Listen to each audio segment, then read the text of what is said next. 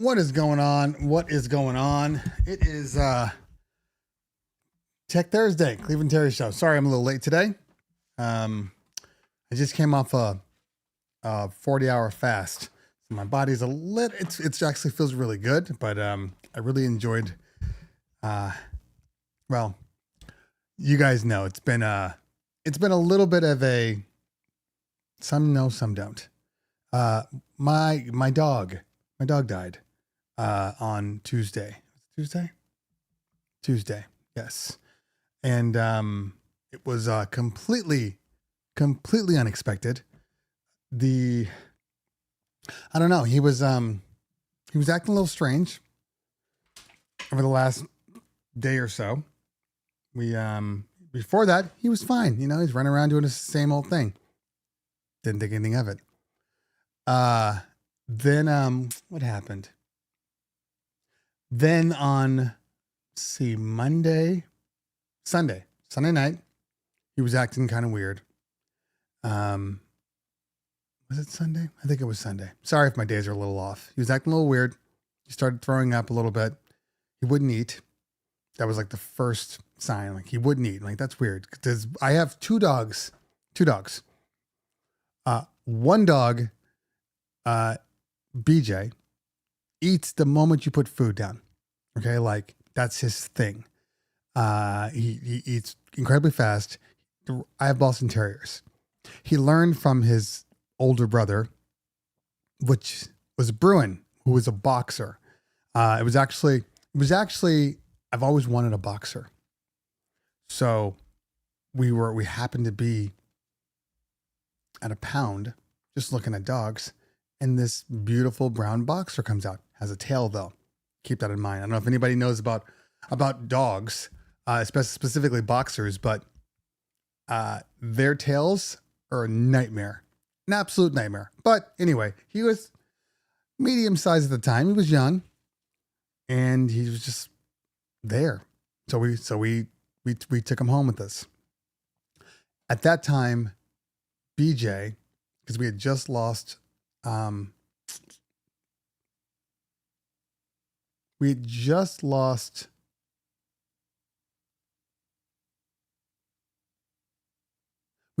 had lost Bosley, which was my first Boston Terrier, and we just lost him, so we got another dog because dogs don't necessarily do well when they don't have their partner in crime. And so that dog was like a beast. He would eat fast, everything. So he learned from the boxer. So he kind of thought that he was like a boxer, even though he wasn't. He's a small little dog. He's bigger than most Boston Terriers, but still a small dog. So then when Bruin died, which was probably the worst experience I've ever had. I've never seen a dog. First off, boxers are about 100 pounds. Okay. Big dog. And when he got bad, he got terrible. He had problems with his hips. We had to like carry him around and, so he'd eat all the stuff. And then one night, a couple of nights, he was like just whining. We were like, and we had already taken him to the vet, and they're just like, yeah, it happens, especially with boxers. Then it was one night, he was in so much pain. He was just crying all night. I literally slept on the floor with him, from like 2 a.m. till basically the vet opened up. And then, I took him to the vet, and and we had to put him down. By the way, I am the person that puts down every animal in my house. Okay. My family won't do it. My wife won't do it. It's me.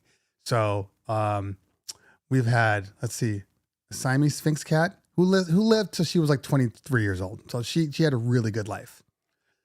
She was the first animal we ever got. Siamese Sphinx cat. She outlived 3 of the dogs, or 2 of the dogs. So she was like OG Bowen's family animal. And she was great too. She was like a dog. When she went, which wasn't that was in the past, like, I don't know, 3 years, somewhere around there. She was ready. Like, she was absolutely ready. And so it wasn't, that one was like, yeah, I get it. You've lived a good life. I'm glad, you're able to go peacefully. We set up the appointment and everything. That was perfect. Back to BJ. So BJ's throwing up on Sunday night. Then on Monday, we put the food down. We're monitoring him now. He's still not eating his breakfast. He seems uncomfortable, like really uncomfortable. Now, in hindsight, I go back like, I don't know, 3 weeks ago. And I remember my father-in-law saying, 'cause she loves BJ, like that's like his bosom buddy. My father-in-law saying, have you guys been feeding him a lot? He seems like he's getting fat. And I was like, no, he's kind of eating the same way. And he's like, you think he's getting fat? We should probably cut down on his food. And I won't give him treats anymore. So I'm thinking about that. And I'm like, okay, he's acting a little weird. I'm just thinking that like, maybe he's got like a blockage, like he ate something, something's wrong. We got to take him. So anyway, we get to Monday night, same thing. So when he lays down, he's kind of uncomfortable. Like he won't sit for too long. He just gets back up and then he moves to the other side, gets back up and moves to the other side. So Tuesday morning, it's like, I don't know, 7:30, 8. My wife wakes me up and she's like, hey, I think we should take him to the vet. Something's wrong. Okay, whatever. That's fine. I'm like, great. I'm going to have to spend money for some blockage or something, blah, blah, blah. I'm like, he's going to have to get x-rays, going to have to get blood work. All right, that's going to be like, $800. So I take him to the vet. And we're in there sitting, just chilling. Vet comes in, says, okay, let me take a look. There's something here where he was gaining weight. There's something here. I don't know what this is. I think we should do a scan. I'm like, okay, that's fine. Goes and does scan, does blood work, comes in, must have been, I don't know, 7 minutes. And she's like, I have some bad news. That's cancerous. That's a mass around his liver. There's nothing you can do. So either, she's like, you can try to do surgery, but it's not gonna work. So I recommend euthanasia. And she didn't say it like that. Okay. I don't want you to think she's like this cold-hearted, She didn't say it like that, but that's the way I heard it, So I was like, I'm sorry. What do you mean? Like we have to put him down now? That's what we're talking about? Like, right. She's like, yeah, he's in pain. And this dog never physically or audibly said or did anything. That wasn't his style. And I'm just like, okay, I got to call my wife, So I call my wife. She happens to be at the doctor for my daughter who had an ear infection. She's not thinking anything of it either. I'm like, hey, and she's like, oh, hold on. I got to call you back. I'm on the phone I'm like, no. I need you to be on the phone. She goes, I got to call you back. I'm talking to the doctor. And I kind of like laughed, but the laugh where you're just like uncomfortable, like the timing couldn't be worse type laugh. Well, that's what I did. And then the doctor's like, I can come back in 5 minutes. So she leaves. I'm waiting in this room for my wife to call back. And she finally calls me back. Hey, what's going on? Sorry. I had to talk to the doctor. Like, yeah, so this is it. We got BJ's dying. I have to put him down. And she's like, what do you mean? So I guess this one kind of felt like if like your child, and I never want to use the same comparison, but this is the only thing I can think of. Your child goes away, right? They go out to a party. They go out to the restaurant, or they're with their friends. And then like a police officer shows up at your door and they're like, yeah, your son's been in an accident. Your son is deceased, dude. He's dead. And I'm like, but what do you mean? I just saw him. He was right here. I just saw him. So, so it was hard because I'm like, I was not expecting that. I thought she would say, he has this. It's not going to, this prognosis isn't good. It's going to last for, he's got like a few months to live. She's like, nope, he's got to go. He's got to go. And, wasn't a new vet. So this vet completely understands all the animals. So it wasn't like, I just think you're just trying to take the easy road. She's a really good vet. So, I told my wife and she's like, I'm going to put the vet on speakerphone, and she put her on speakerphone, kind of said the same thing I did. And, she was like, well, we have to put him down. My wife is, I hope I make a joke about this. I hope that if I'm like not on like my deathbed, like if I'm on my deathbed, my wife's putting me down because she has this thing in her mind where she doesn't want to see a creature suffer. And if the creature's suffering, because the lady said, do you want to take him home to say goodbye? And I already knew. And so when I talked to my wife, she's like, nope. She's like, just it, put him down. I don't want to see him. It's going to make it worse. And, I don't want to, I don't want him to be in any more pain. So, yeah. So, we did it. It was like another 10 minutes. And, yeah, I mean, sat there on my lap. It's on my Instagram. If anybody cares what he looked like or whatnot. And I just sat there and he, went down. So, animals are really important to the family. It has been exceptionally quiet in this house. I don't have the typical running around because he was a runner. He was active. He would go with me on runs and we'd go hiking together. Like that was that dog. The other dog, he's fine. He's not too bright and he's kind of a bump on a log, like he's a great dog, but he's very, it's hard to explain him. Everybody knows all dogs have different personalities, like all dogs. And, he's kind of like, I could eat or, but he doesn't eat too. He eats like a cat. He does not. I took him to work yesterday with me.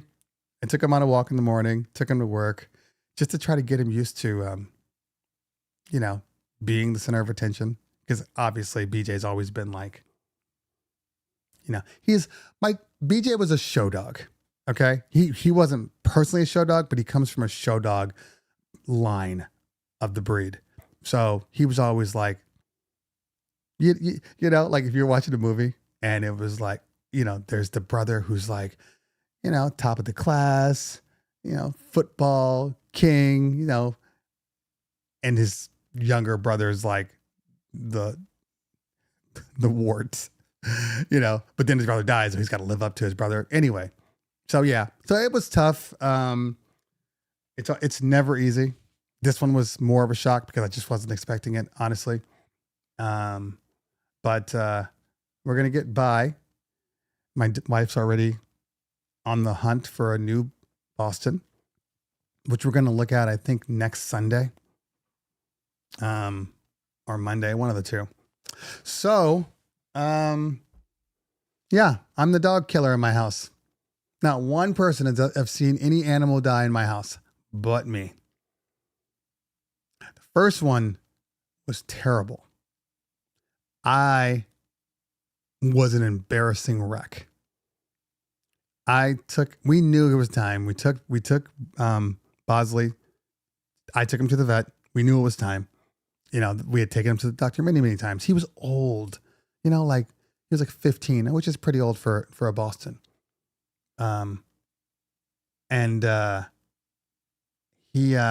The doctor knew him since he was a baby, and he was like, I'm so sorry. We went into the room. Anyway, I'm sitting out in the lobby waiting to go into the room, and I'm sitting there, and you know how there's all these other dogs coming in, and cute little ones and old ones and everything running around. And I'm just sitting there with my dog on my lap, and he was old. So he was super light. Now he was 12 pounds type stuff. And I am sitting there and I'm looking at him, and he's got one eye, like he had surgery on his eye. Like he had seizures when he was a baby. He'd gone through a lot. So for him to last for 15 years, when he was seizure prone, had lost an eye, was blind in the other one by the time it was gone, and he still managed. He still did his thing. When that happened, I'm sitting there thinking about it, and I start bawling, like dumb bawling. You know what I mean? Like crying like a little girl bawling, like ugly tears bawling. Okay. And I just couldn't stop it. Couldn't stop, you know? And it got so bad that the receptionist is like, "Hey, so do you want to, go outside and maybe, get some air, and then we'll bring you in through the back they have special rooms for putting your animals down, in case you didn't know this." And I was like, okay. And I'm like, oh my God, I'm probably like ruining all these other people that are like, just taking their dog in for like the annual checkup. So yeah, that one was bad. I am not going to lie. I've gotten progressively better. Like with Bruin, I just wanted him to not be in pain. Like that was it. That was my focus. Like, okay, we have to. Boo, who was the cat, she was a black Siamese Sphinx cat. She yeah, we were both like, it's time to go. She's like, yeah, I know. Like, it wasn't like you know what I mean? But then, yeah, Bosley was unexpected. So I did have some tears, a little bit, I'm not gonna lie, but not like, it'll never be like Bosley. The first one's always the hardest. Okay. Well, that was my story. Sorry it took so long. Didn't mean to, belabor the post. I ended up going on a fast because I was already not eating that day. And I'm like, screw it. I'll just do a 36-hour fast. And it ended up being like 40, somewhere around 40. Because I had been poorly managing my food intake. Not in a bad way. It's not like I gained weight. Like, I still exercise and stuff. So like, but I'd gone up like 3 or 4 pounds, but more importantly, I was starting to eat sugars again, and I was drinking, just out with the friends and all that stuff, and just drinking more than I should, and had alcohol in the house, those types of things. So when he died, I'm like, you know what? I guess I just won't eat today. So I did my fast, up until from the night before, up until yesterday, 3 o'clock, 4 o'clock, midday. Besides that, so already I'm back down to my weight. I dropped 5 pounds. So that was good. That's good. Had to clear my head a little bit. So besides that, everything's good. I know we want to talk a little bit about, since I wasn't here last week. I was selfish. I had a friend of mine that's like, hey, we're going golfing on Thursday. You want to go? Last Thursday. What time? 10 a.m. I'm like, ah, man. So then I'm like, okay, well, maybe I can do my show later on in the day. I just got too busy. Too busy. So we haven't talked about NAMM. Mixed Master G in the building. What's going on? We haven't talked about NAMM and just the overall experience of NAMM. Let me get my chat going the way it's supposed to go here. Okay. Where's it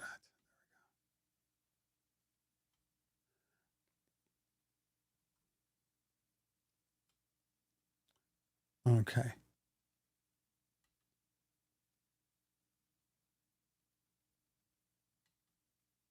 There you are. Okay. For anybody that's joining now, welcome. We're not going to go over what we talked about earlier. So, watch it when you can. Activate source. Let's see if that's the one.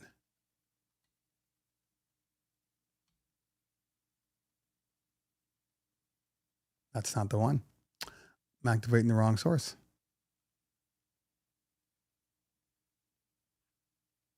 There it is. Okay. There we go. All right. So Nam. Jam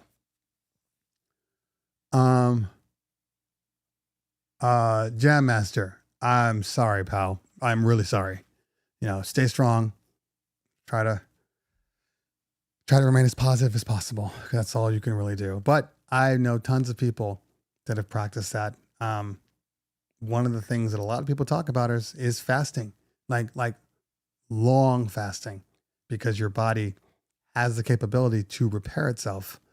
And I've had friends do it, and along with like you're doing here, and it seems to work out. So give it a try if you can.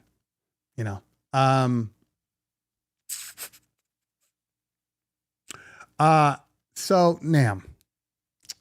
First off, shortened Nam. We went till Saturday afternoon, Saturday at 5:00. I wasn't there for that, but normally speaking, Nam closes on Sunday.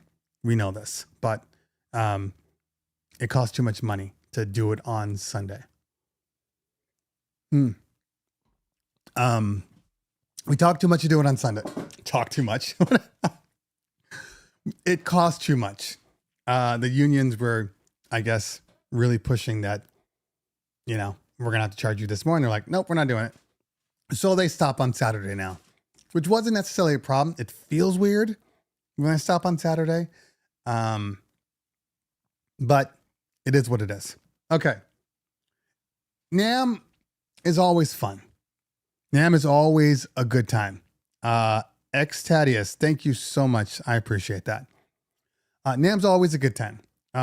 More importantly, yeah, you're right, Mixmaster. Just in general, I guess is what I'm saying here. Because it hasn't really been truly like on schedule. So it's been a little bit warped. Like I said, Nam is a really good place to meet up, to talk to friends, to see people you haven't seen before. Everybody goes to Nam, like everybody. I'm glad that I live in Anaheim, so it's an easy trip for me. It's the same thing as like saying, most people go to the DJ Expo. Nam is that one on the West Coast. And I will say, more vendors there this year, but still not as many as there used to be. Which I guess is not necessarily the biggest issue. Yes, it's industry, but most people can find their way in all honesty.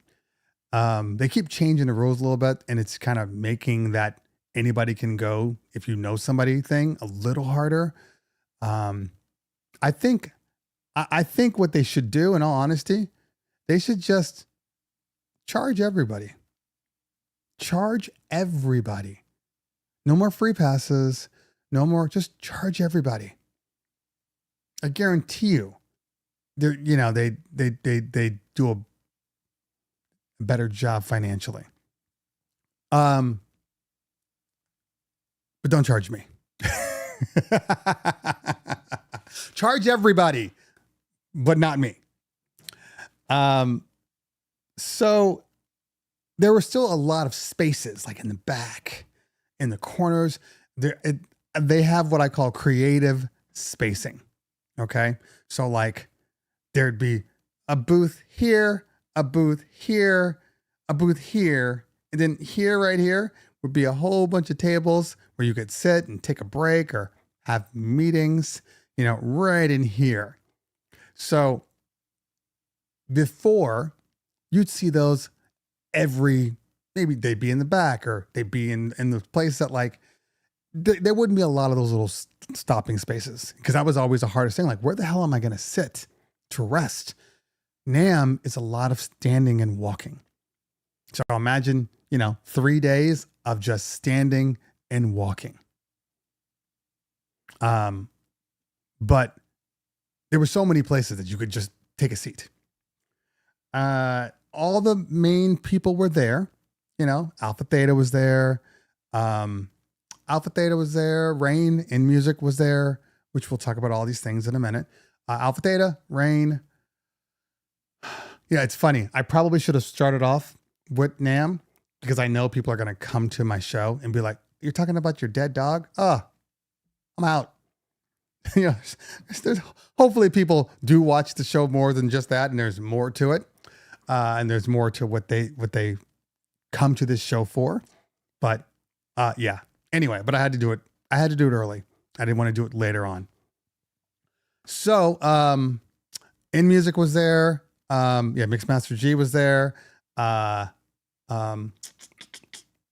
was there. What's the people?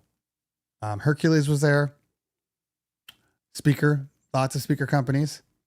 Yeah, I guess it's more important, probably better to just talk about who wasn't there. EV wasn't there. EV was not there. Now, if you don't know about EV, I've done some reviews on there, and strangely enough, well, they were purchased by a investment firm. Okay, so I guess we should probably talk about these damn investment firms because, in case you didn't know, they're buying up anything and everything. Doesn't have to be DJ related. Literally anything and everything is being bought by investment firms. So, this is becoming a problem. Okay, like before when people were being bought, I was like, okay, well, like a company like Serato, they sold to an investment firm, and I'm like, okay, well, if it can give you some capital to do the work that you need to do, then please, by all means, do it, right? And I think Serato's investment firm, Serato's buyout, was actually for the best overall, not just because, Alpha Theta wanted to buy them and, there was all that drama within music, but just because it's probably best to just get it out of the hands of competitors. So I'm fine with that. And they seem to have done okay with this investment firm. But there's a lot of investment firms that absolutely don't really care about what it is that you do. They just want you to make a profit for them. EV was purchased recently by an investment firm. I think I found out about it, I think, at the DJ Expo, because one of the guys that worked there.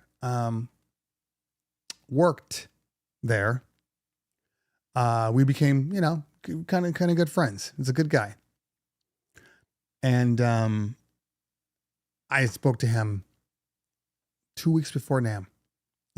I'd given him a call like, hey, man, you going to be at NAMM? You want to meet up? Blah, blah, blah. And he's like, well, technically I will be at NAMM, but not at EV. Yeah, the investment company came in and starts wrecking havoc, So EV was not there this year, which was strange because they did release some products.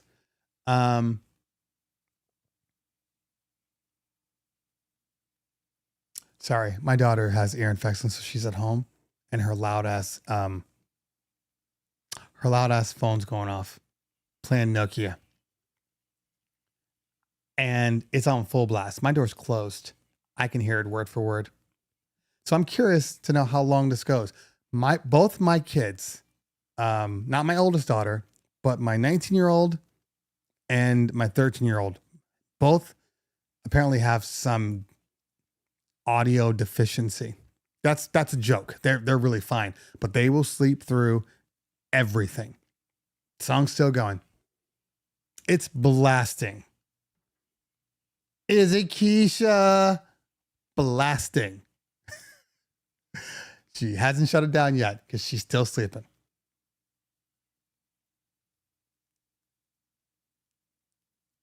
Oh, we've even gotten to the breakdown. Baby girl.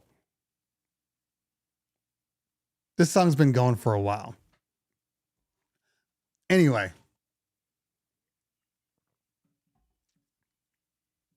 So, In a minute, I'm going to have to go, do the dad thing if she doesn't wake up. Got homework to do. They have a dance competition this weekend, so they're gone tonight. Back to my story. So yes, EV did have a new speaker. So did QSC. I say the QSC now, like I think about Chauvet. I'm like, okay, QSC thinks I hate them. Chauvet thinks I hate them. I don't hate anybody, even though I still have my review coming out for it's done. I just got to upload it. I was trying to figure out what to upload first because I have all of this NAM stuff that I need to upload. Okay. I definitely got to say something because it's still going. So hold on for half a second. Literally half a second. Here, watch some old ass videos. Hey, how's it going? Oh, thank you for answering the door. You guys available on July 1st? Yeah, we're available. Do you have a brochure I can take a look at? Here you go. This all looks good. Can you send me out a contract? Here's your contract. Oh, thank you very much. Okay, see here. Just go ahead and sign it and send it in your deposit. Okay.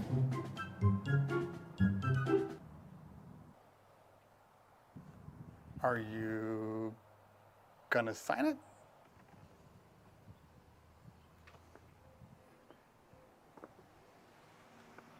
If you need to take some time, go ahead.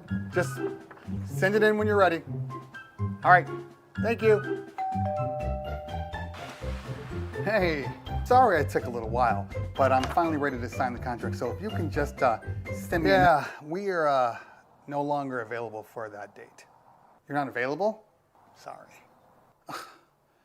Well, can you recommend another DJ? Okay, Jermaine Jones, welcome. I don't think I've seen you before. Or you're here. You don't comment a lot. Welcome to the show. That is a very loaded question that you just put out there, and the question is for anybody that's listening while they drive or at the office. To do on the hunt. Hold on the hunt for a subwoofer. Budget under 1,000. Needs to support at least 500 people. Suggestions. I'm buying 2, by the way, so 2,000. Okay, so real talk. Okay, real talk. That speaker does not exist. It doesn't exist. Not 500 people sub. Even if you buy 2 of them for under 1,000. I'm just being real. I guess probably the closest one would be something like what do you call it? The LD Alcoa line. They have some decently priced subs that do a good job, and they're considered like mid-level, but they really do pack a punch. Yeah, as Drew said, the only way to do that is used. The only way. You're not buying anything new that's going to be worth your money for under $1,000 on a sub. A good high will cost you $800 to $1,000. So that sub's it's gonna cost more. Every sub I own, no matter what sub, has cost me $2,000 just for one sub. So good luck. They are out there, and anytime a new product comes out, people always try to sell their subs. Sorry, I'm opening up stuff that I got from Amazon.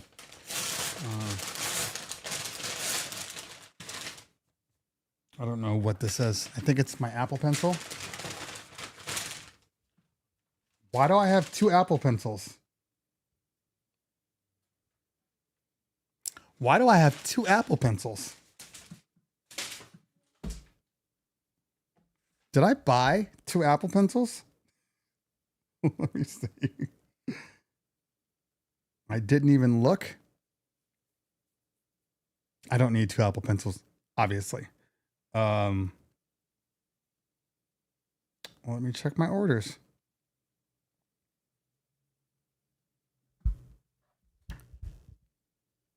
All right. Delivered today. Buy 2. My orders. It might have been in my cart and I didn't think about it. No, I don't care about, I want to see the invoice.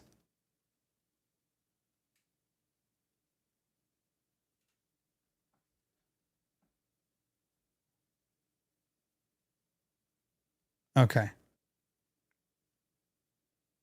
Well, they definitely charged me for it.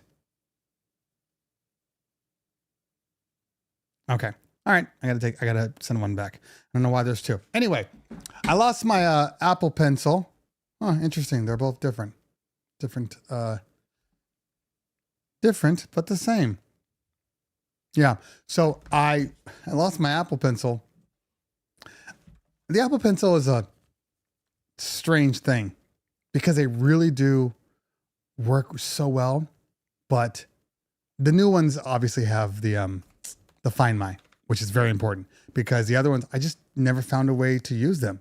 Never found a way. Every time I'm not an artist, so I was like, okay, what's the point? But I do Final Cut. I do like Logic on iPad. It works better with the iPad. It's just there's just more options. Anyway, so I started using my iPad, especially for when I go to production meetings, and they'll send me a map or a layout for the room, and I can mark. Okay, we're gonna put lights here. We're gonna put here. We're gonna do blah blah blah. All the stuff. I can give it to my production team, so it's really convenient. Then I went to Vegas, and I was using my pencil, and then, hey, we need you to blah blah blah. So I put it in the pocket like an idiot, and I left that, and I left my Anchor charger, this guy, which I love. Okay, by the way, this is the Anchor GAN Prime.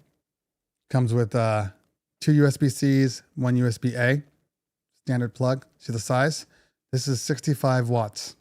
So I bought this for my my MacBook Pro 14 and for all my other stuff. So I can just take the one thing with me and then charge everything. It's great. Size is great. Size, it was in the pocket too, like an idiot in the pocket too.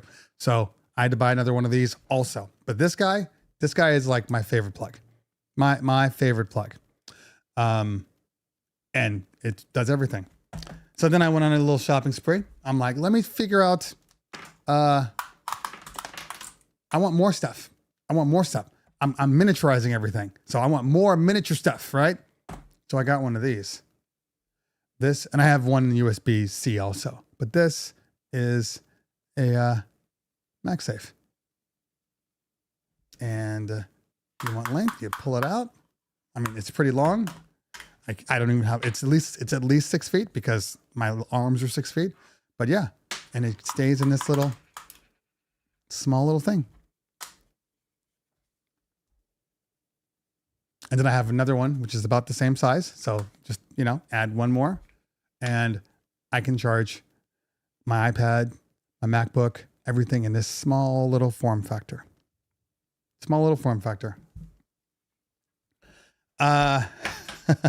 65 watts. That's the key because, look, you can charge a MacBook, any MacBook with pretty much any power, but it's going to take forever to charge. So, the 14 and any other MacBook besides the MacBook Pro 16, which will also take a 65 watt. I know because I reuse the same plugs all the time.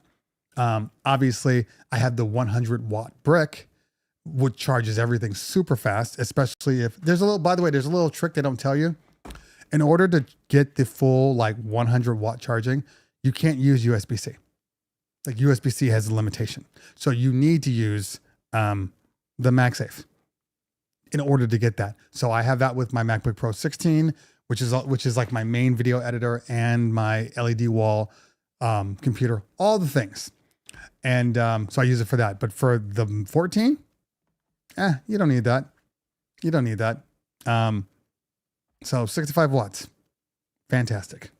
My favorite little thing. Okay. Back to, so the question is, do I keep both? Do I be bougie and keep this one in my iPad bag?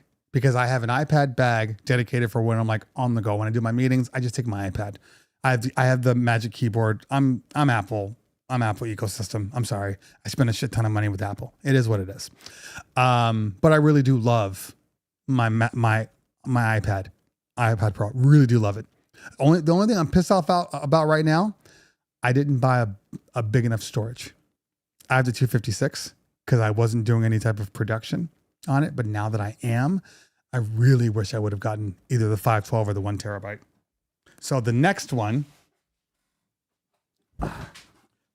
sorry. So the next one, I will be getting at least the 512, but I'll probably be getting the terabyte specifically because, you know, you put DJ music on there, that's 20 to 30 gigs. You know, any of like your music or sorry, like your Logic plugins and all that stuff, you know, that's probably another 50 gigs. So automatically you've used up, you know, a third of your storage and you haven't factored in pictures. You haven't factored into that stuff. An 8 terabyte iPad is crazy. I'm sure you have one. So I'll have this one in my iPad bag, and I'll have this one in my laptop bag that has a sleeve for my iPad. I'm keeping it. That's what we'll do. That's what we'll do. Anyway, so back to NAMM. So a lot of people weren't there. And I just talked about the investment firms coming in and buying up stuff. So so Evie has had a real 8 terabyte for Rain System 1. That is so unnecessary. That is so unnecessary.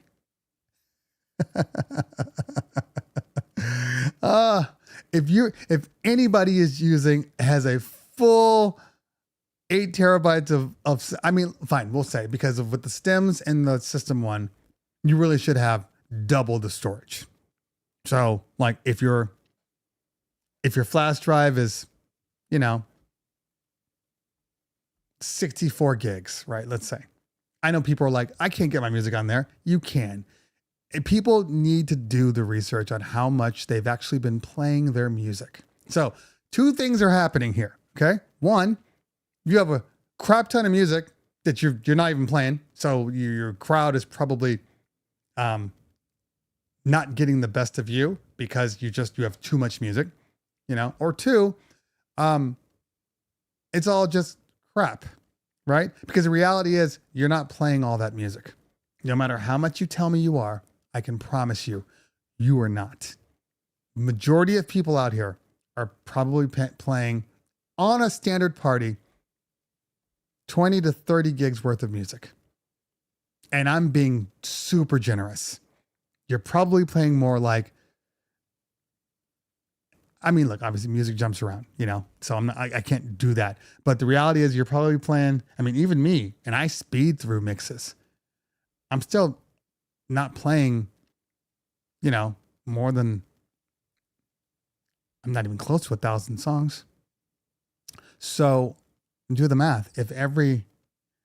Let's just say you have 1,000 songs. And every song is, you know, 10 gigs. 10 gigs. That'd be a big ass song. But the best resolution. The best resolution. I can hear all their frequencies. The best. Dogs are literally crying, but yeah. So, back to what I was saying. 10 megs. You're not using that much. Okay. I played 12,000 different tracks, remixes. That is not the same, but I will give you that. I will give you that. Okay. Let's say you did play 12,000 different songs, and I'm not talking about, okay, we can go there real quick. Okay. You played 12,000 different songs. My question is not that you played 12,000 different songs. Okay. My question is, did you play 12,000 different tracks, remixes every single time you did a party?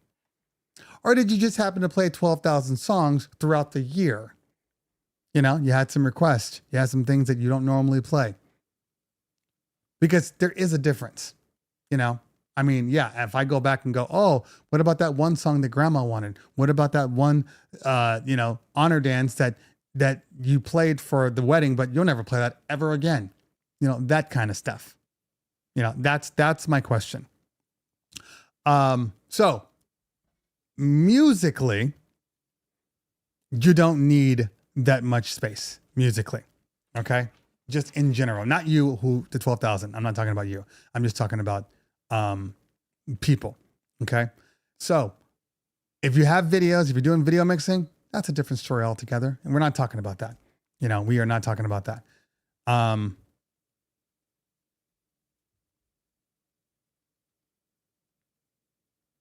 Yeah. Even 12,000 songs is, what, 120 gigs? So, still no need for a, am I doing the math right? Is a gig's 1,000, right? Is a gig 1,000 megs? Or I always get confused. Or is it, no, it's got to be 1,000 for a gig. Everything's in 1,000. So, is that, yeah, 120 gigs. That is nothing nowadays. That's a small ass entry level SD card. Like I have a 512 gigabyte SD card in the System 1. The only reason that I'm concerned is not my music.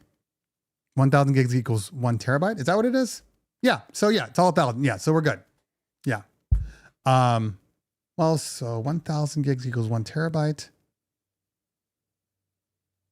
So wait, that can't be right. 1,000. Yeah. 1,000 megs is a gig. And then 1,000 gigs is a terabyte. Yes. Okay. We're saying the same thing. All right. What's going on, Miyagi?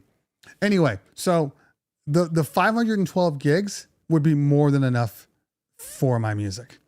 It's not the music I'm concerned with. It's the stems. Because if you process all of your stems, you're going to double your space. That's the only issue that is a thing. But even then, I checked my hard drive yesterday, and I've been pulling music like crazy and doing a whole bunch of other things. And it's also, let's see, my DJ music. I think it's around 180 gigs, and I know I still have too much stuff. I can promise you that. DJ music. Info. Yep, 189 gigs. So when I export out my Serato crate, when I export it out into Engine, you know what? Why don't I tell you right now exactly how much it is? And that's with like my adult playlist all stemmed out. All right, let me go get it for you.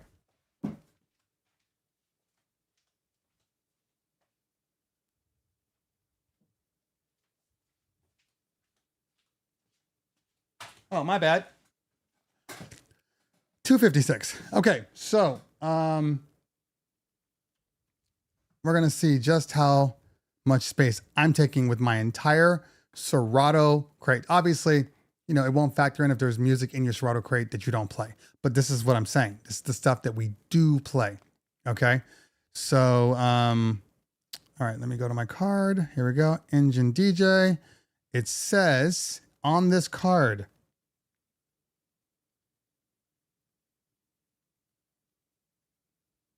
and this is what stems, okay, mind you, with stems, 115 gigs. 115 gigs. Wait, hold on. Yeah, used 115 gigs for the Engine DJ folder. Now, I don't have every single song stemmed, but that's what I'm saying. So if I wanted to stem every single song, I'd have to go from there. But without the stems, I don't have a card without the stems, unfortunately. I wish it would. Does it tell you how much? Does it tell you how much Engine library? Hold on, let me go to. Okay, good. So there's the music and the stems. So musically, I am using It's calculating the size. So you're gonna have to wait a minute. And it might take a little bit longer because it's an SD card versus the internal storage. But while it's waiting. So, Tweak Music Tips in the building. What's going on, fam? Good to see you. Good to see you. All right. I have a 512 gigabyte card with 12,000 tracks on it from last year with stems. It's less than half full. Yeah, that makes sense. Although, again, I'll look and see how many tracks I have. Okay. Once it's done calculating. Jesus. Slow. Let's see if we can do this one too. Maybe this one will calculate faster. The stems. Okay. So my stems folder is 6 gigs for 6 gigs for 313 items. It's 5.93, but it's 6 gigs. All right. So if we say 6 gigs, I mean, it's like 5.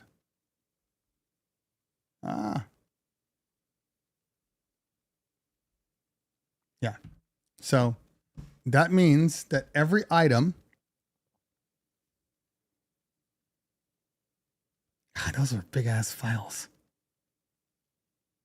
Essentially, every single stem rip, so your drums, your vocals, your bass, your everything else, it's like a new song every time. So yeah, it's a lot of space. It's a lot of space, which is why they got to figure out the real-time stems. They really do. Okay. I think it's important for just peace of mind. I mean, I will go into, I'm still doing my review and I will go into, but I can share some of the little issues that I have, with the system one. And it's not, it had nothing to do with the hardware. Hardware is phenomenal. Hardware is fantastic on the system one. Engine, really good. The swapping out, changing sources, so great. And it looks good. The interface is fantastic. But it's not that. It's the fact, well, 2 things. One, let's see, are we done now? Why are you still calculating size? It's trash. Trash, I tell you. Try it again. The issue, the biggest issue that I have is is not Engine OS. It's the Engine desktop, which I don't love. I've already been very vocal about that. But not having real-time stems will annoy a lot of people. Okay? I'm not going to lie. It's going to annoy people. I think a lot of people are waiting to use it with Serato. Okay. So I have 168 gigs of music, but I exported all of my stuff. Not just because I have like a check 1-2 folder, right? That check 1-2 folder, which I use for like pretty much every bar mitzvah, kind of wedding too, but mostly bar mitzvah. Like it's got all my kids' music, all my adult stuff. That's like 20 gigs. I think it went up to like 25, but like not a lot. Somebody was asking how much music you should play every hour. I mean, everybody's different, but like, let's just say, for instance, you do classic mixing, which means you do intro, verse, chorus, either mix out on the bridge or mix out on the second chorus.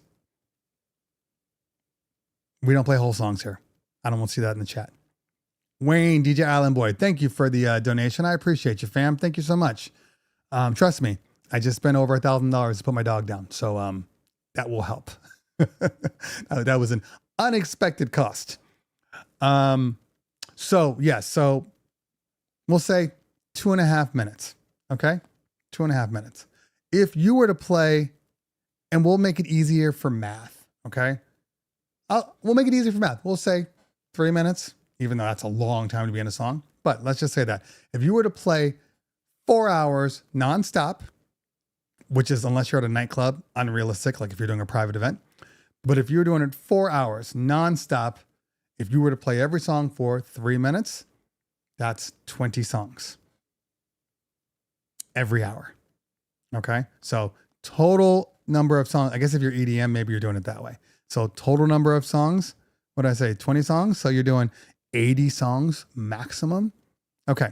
So then again, unrealistic, right? For especially for clubs. For clubs, you're playing songs typically, I would say a minute and a half to a minute and a half. And even then, you're going to have pockets of music where maybe you're only playing the chorus. Maybe you're only playing, one verse, and then you're word playing into something else. So sometimes it could be a minute. Sometimes it could be 30 seconds. But, we'll say a minute and a half to be on the safe side. Okay. So yeah. So basically, you're talking, even at 2 minutes, you're talking 30 songs. So 30. So it's like 45 songs per hour. So now that's 180. We'll do an even, say 200 songs. I mean, we're not playing a lot of music in general. So this right here is the facts. If people knew how much music you really don't play, oh my God, we'd be out of business. We'd be out of it. But that's the reality, because when you think about it, if you're doing a wedding or a bar mitzvah or a corporate event, I mean, you never stop playing music. Okay. So, but I'm talking real music. And even when you're playing dinner music, that's even worse. You went from playing 2.5 minutes per song to 4 to 5 minutes per song, because you're not really gonna mix out during dinner. You're just gonna let the song play through.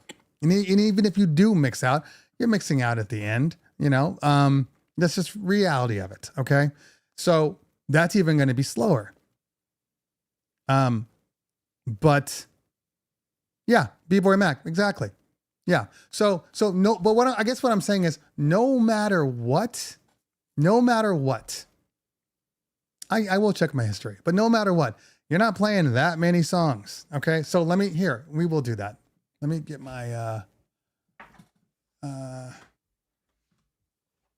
HDMI, and we'll do a couple of dates. I have a couple with Serato and a couple with DJ. So we shall see. Let's see what we got here. All right, we'll start with I haven't been DJing as much because of the walls. Like even this weekend, I'm not DJing. I have 3 LED walls. Okay. So, let's try DJ first. You know what's funny about DJ? This is how I know that I love DJ. DJ is my my streaming player too. Like when I'm in the office and I want to play stuff, I just open DJ and go to Apple Music. I have Apple Music, but I use it in DJ. Go figure. Okay. So, we need to go to history, brighten this up a little bit. All right, Q. All right, history. Show more. Where's the rest of my music? Where's that stupid thing? That's the one thing I don't know. Not my Q. Where's my export? I don't really export out of here, but I know it's in here somewhere.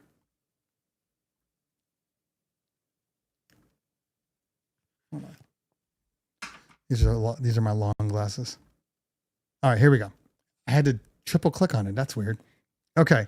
So let me look. All right. So on the 16th of January, where was I?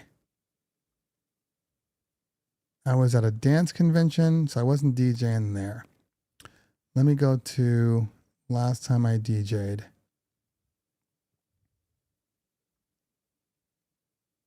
See, LED wall. I'm getting killed.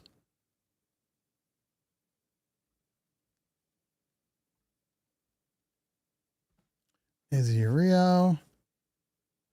I gotta go back. Go back to December.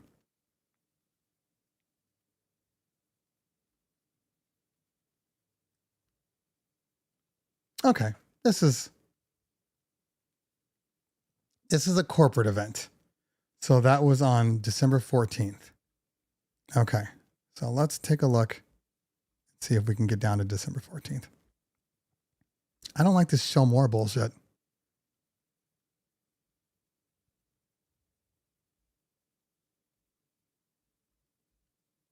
Okay, December 19th. And then we're going to go to when I DJ'd the nightclub. All right. Which was on the 18th. It was actually on the 17th of my birthday. What did I say? The 14th? Okay. So here we go. So this looks like to be the 18th. 12/18. I think I had a bar mitzvah.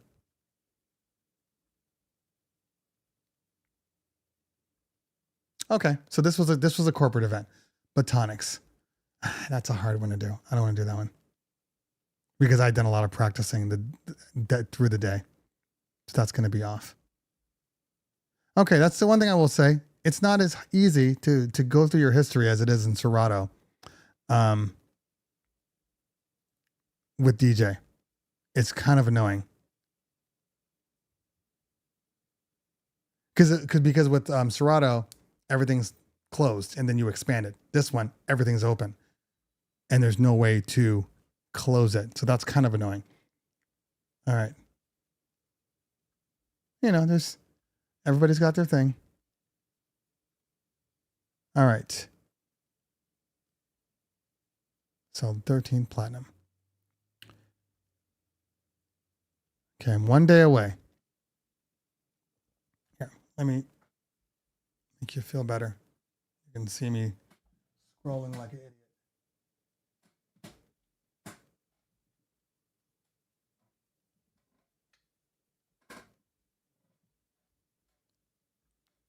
Okay.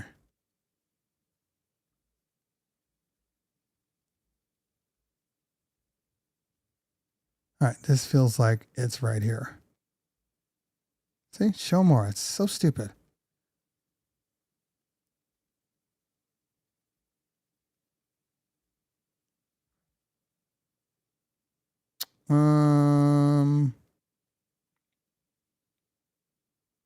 Okay. So this is the one right here.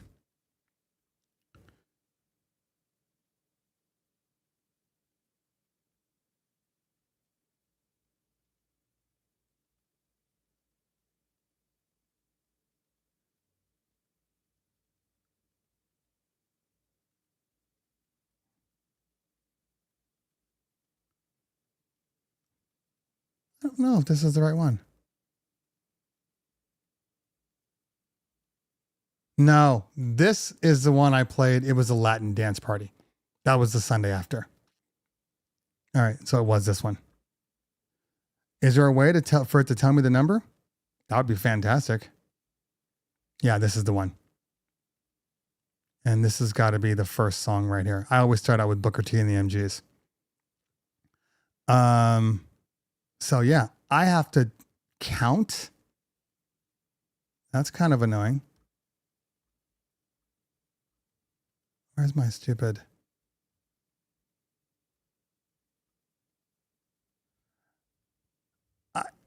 Do I have to count them? Is there really no way? I guess. Oh, I know what I can do. Okay, I can do this. I'll create a playlist off of this. All right.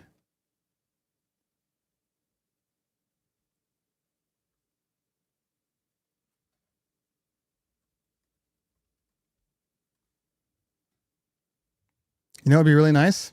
You know what'd be really nice right now? A search. A search would be really nice.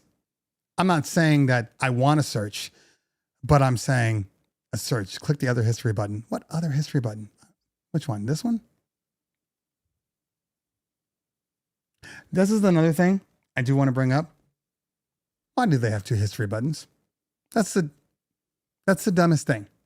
Like why? Like why is there two history buttons? It's dumb.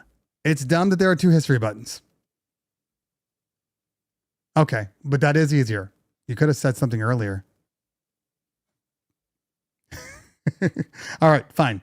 August 13. I'm going to go back up now. Waits for me to go through all that and then says something to me. Yeah, okay. Is this the one? So that was 72 songs. 72 songs. Yeah, somebody did ask for that, which is super stupid. You know, I almost deleted out my entire database because this one over here, this music one, I was like, what is this? What why is this here? Because it's so close to the queue. And like, so I clicked it, not knowing that I didn't even realize. I thought it was like another queue part or history. And then, by the way, don't delete these. Not a good idea. Or your entire database will disappear. Okay. So that one's a corporate. So you have to factor in a lot of downtime. There's a lot of eating, they don't really dance until the last like 2 hours of the night, right? So this would be the equivalent of like a standard corporate party. You know, you start picking it up. This one, it was an older corporate, so I had to go slower. I had to go longer because of the older people. Older people, you know, you have to be aware.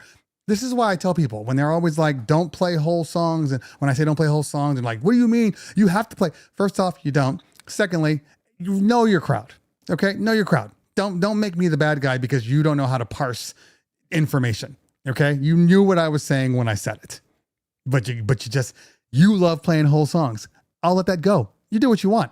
I don't care. But I know my experience and I know the other experience. I've seen them all. Most of the time, long songs don't work. Most of the time. There are anomalies. There are oddities. Okay. So let me take a look at, all right. DJ sets. Let's see. Okay. So this one, this looks to be,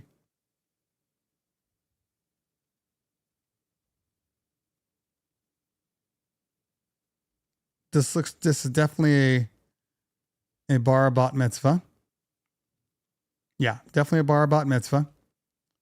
And all night I played 126 songs on that one. Let's go to November 20th. Nope, nothing there. Okay, November 15th.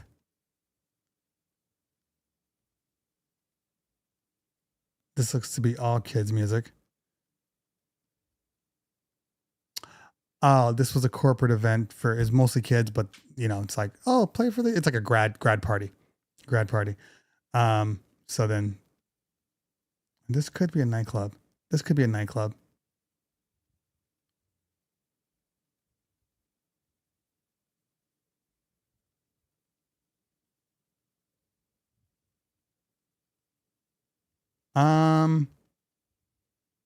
Interesting. Yeah, I don't know what that one was. But there's multiples. Or I could have been just practicing. Definitely did not play I Got a Feeling.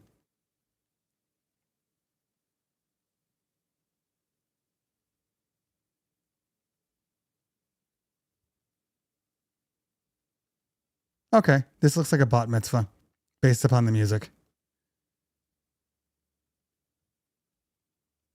Yeah, this looks like this is definitely a bat mitzvah. A little more girl heavy on there. Okay, now it's 120 songs. For whatever reason, it looks like it's split though. So it looks like I had to shut down. So if you add that in, it's 150 songs.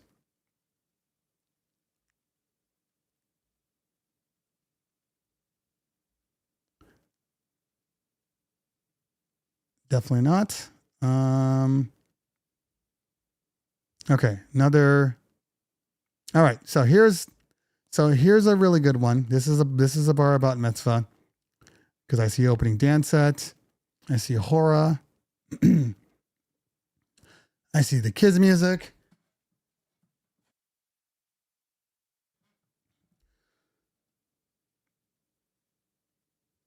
Yeah, so this one definitely is a full party. But I mean, look at my. Is there times on here? Yeah. So this is my kit set. Let me make sure I don't go anywhere else. Yeah. So this is my kit set right here. So from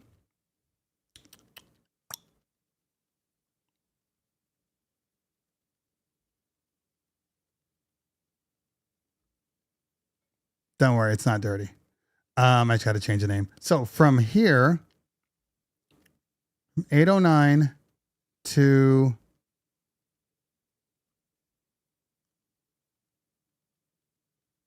probably Dancing Queen. Yeah, so right before Dancing Queen, 9 o'clock. So 9 o'clock. So I played for 1 hour. Kids. So we have to fly through music, right? We'll start right. We'll start right there. We'll say.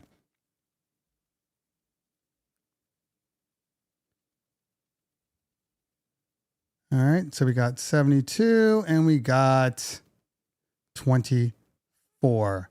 So what's that? 48 songs? So almost 50 songs?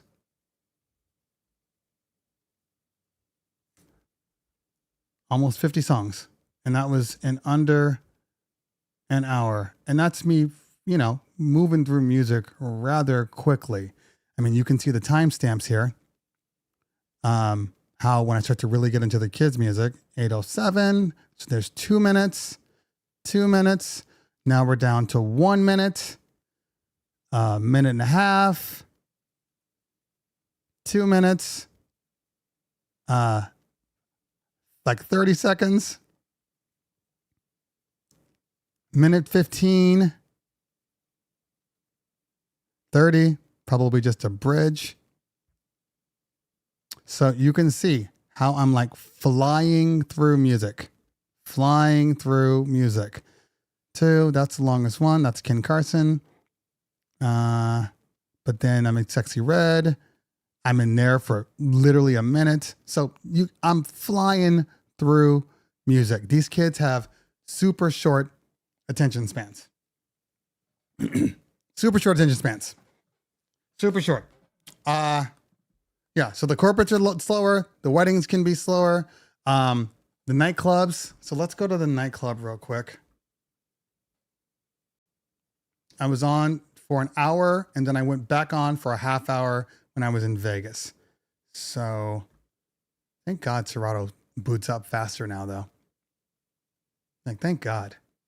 That was a really big issue. All right, that's this year. It was on my birthday, so it would have been, that's 10/14. That was before. All right.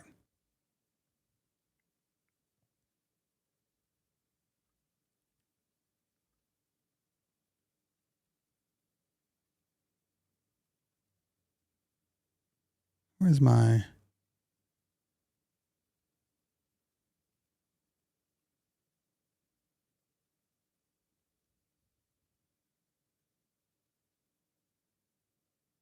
There's no, yeah, I don't care about added. You're not going to let me do it that way? It's okay.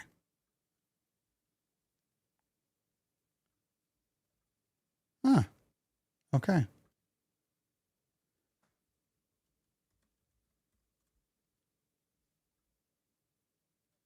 '94. So that was in, this was in,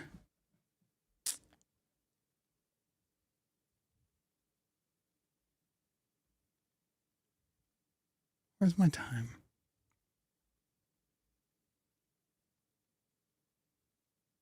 Because I did not play day and night for, yeah, where is my,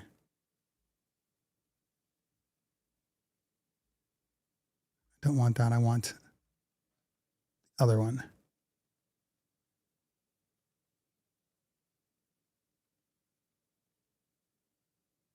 This reflection's getting on my nerves on my computer. It's really hard to see over here.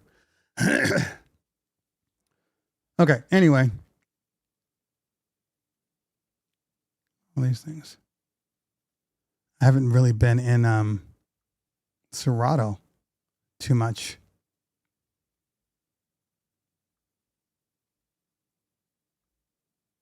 Yeah, I don't care about date added.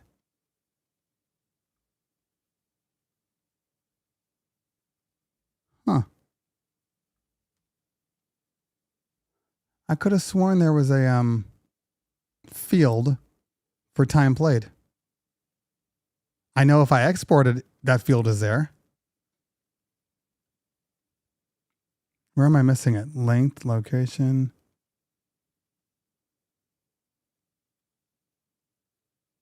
Huh.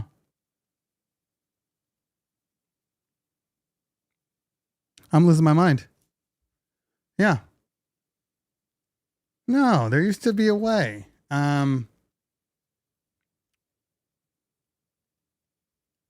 Okay. Let's go back down to here.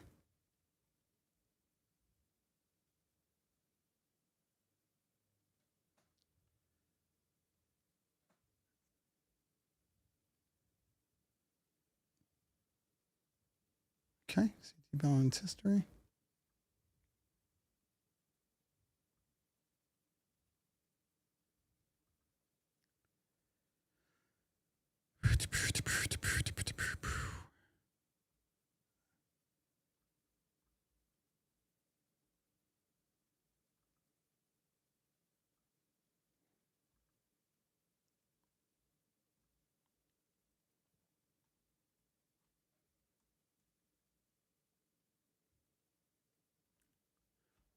There we go.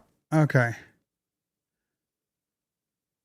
So even in the club, I always start out a little slower when I'm first starting out, just to kind of get acclimated with like the equipment, the people, just the vibe. You know, you come in kind of energetic and energized. So I want to make sure that I'm not doing that. So I start out a little slower. And then I start to speed up. 6. Yeah, so that's a minute. I'm flying through music. And then on the set after, let's see, 12:57. Yeah, there we go. So 12, I kept DJing, 12, kept DJing. I know there's a stopping point. So I stopped at 1:00. Other DJ came on.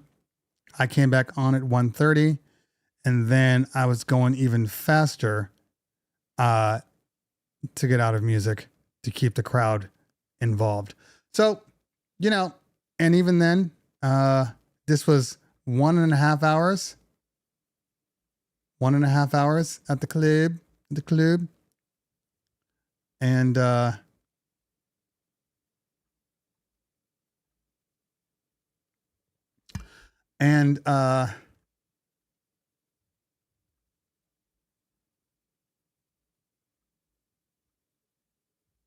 see, I knew there was a number. Where the hell is my number? There we go. Okay. I played 92 songs in an hour and a half. 92 songs in an hour and a half. So that's equivalent to, a minute a song. 1 minute per song.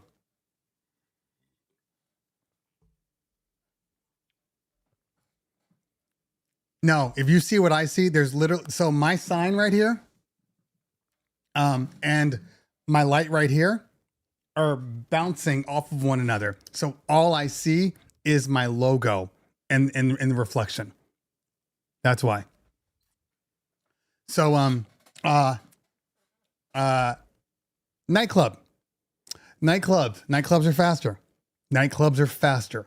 You're flying through music. If you don't fly through music on nightclubs in general, and I'm not talking about, no, I am talking about all of them. If you're not flying through music, you lose people. You lose people. Specifically at nightclubs. I'm not talking about, I don't mix that fast on corporate events. I don't mix that fast on bar mitzvahs, but nightclubs are just different. They're just different, and you start to feel it out. Like you can tell when the crowd's like, yeah. And then they're just like, and you want to keep them doing this all the way up instead of doing, yeah. And then here, yeah. And then here. It's okay to change the vibe up. Okay. It's okay to change the vibe up. And then you can go more down tempo. You can go more low energy, and just to change up the vibe, get some new people on the floor, whatever, have some people go to the bar. Like, it's okay to do that. But that doesn't change the speed. Yeah. Mama Shelter closed. Yeah. It sucks. Yeah. My guys that do, Utopia, they moved to a whole different space. Like, I want to say like almost like a year ago. Like they knew the writing was on the wall. So they just moved over. Okay. Let's read some comments as I was going through stuff. And I'm sorry because I hate to go through stuff and take too much time. One more thing about Serato. Serato, the dumbest thing that Serato did was simple. Okay. So at one point, and this is the new one, you can see, at one point, you used to be able to go to your history right here. And then there'd be a little button right here that said clear history, or not history, but yeah, clear history. And then this blue, because it still retains your history, but you're basically resetting your play count on the new session. And this blue would turn to white, right? Used to be like right here, easy to find.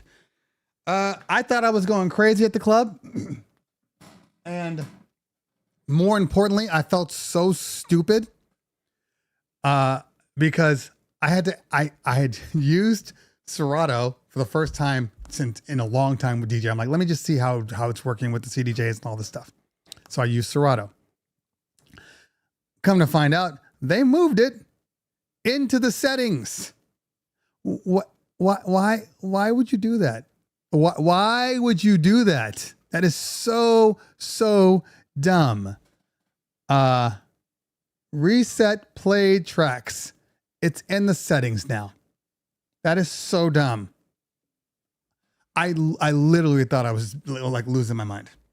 I thought I was losing my mind. I'm like, I don't understand. I haven't been in Serato this long and now I can't find anything.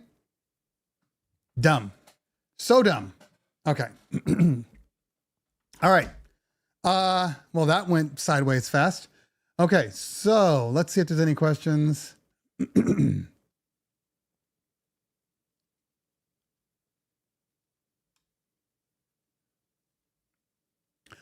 I want to know who that someone is. That's what I want to know. I want to know. Because that someone's fucking up my program. Okay.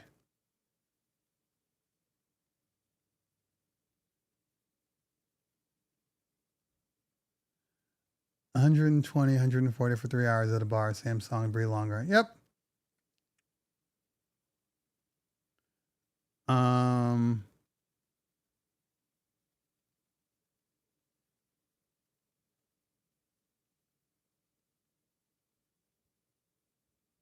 All right.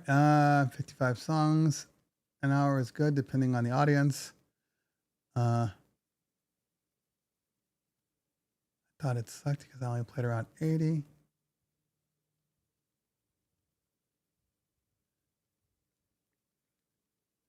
B-Boy acts like I got two eyeballs. One can look at the screen and one can look at the computer at the same time. Click on this. Okay. Do you tell your client my problem is they give me lists of 100,000 songs and I don't want to tell them I only play 80? I know you don't have to tell them that. No, you don't have to tell them that at all.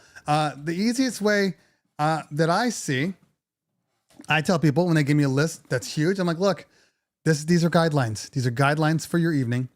This is a way for me to establish your vibe. I know what kind of music you're into. I'll pick the best out of all of these. So more importantly, is there something on this list you absolutely want me to play? You know, and then they'll go, oh, I want these 20 songs. Okay, cool. It's not like it's not possible to play 8,000 songs in one night. It's not possible. So you got to be realistic with them. I have this thing. Okay. It's called, honesty. It's called honesty. And that means I'm fully transparent with my client. I'm not trying to sell my client. Okay. I don't want to sell my client I want them to understand that they hired me to be the professional. So let me be the professional. I do that from the start. You hired me, so trust me. And if you don't trust me, you shouldn't have hired me.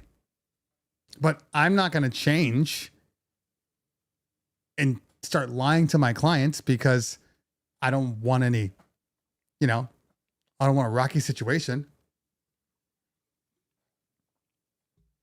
Exactly, Ernesto. And then they'd be sitting there like, oh, this is really annoying. So do what you do. Sonoma, does Sonoma work? Are we on Sonoma? No, is that the one? I don't even know what the new one's called. But yes, the answer is it does work. The newest operating system for Apple does work. One of the things it doesn't do, it delists a couple of pieces of hardware. So like if you use an SZ, like the original SZ, it will not work with it. There's a couple. It's like SZ and there's like one more. SZ was the biggest one that I saw. Latest is Tahoe. Sonoma, wasn't Sonoma like 11? No, that was Yosemite. Sonoma? Sonoma aren't we on Sonoma right now? Not the new one, like if you're on last year's. No, I'm on Sequoia. So Sonoma, Sequoia, and then Tahoe. Is that what we're doing? I'm sure I could just Google this shit. Yeah. Sonoma. So the question is, does Sonoma work on the new Serato update? Sometimes, guys, I'm going to be honest with you. Okay. I'm going to be honest with all of you. All right. I'm more than happy to help anybody and everybody. Some of you guys, you got to do the work. I mean, you got to do the work. Hold on.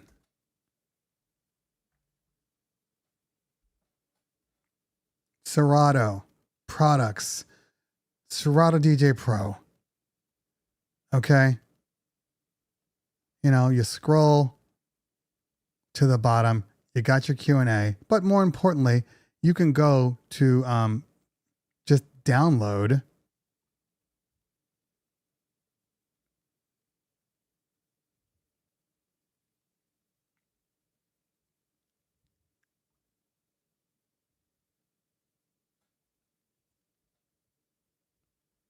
I need to be in here anyway.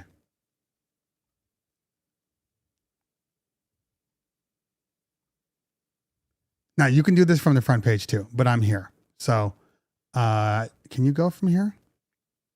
You're going to take me out of this? Good. Yeah. So you can go to the downloads right there. They keep moving their stuff around. And then you look. Using Tahoe, read the support article. That's the one I'm talking about. But then you can go down to the system requirements and it tells you.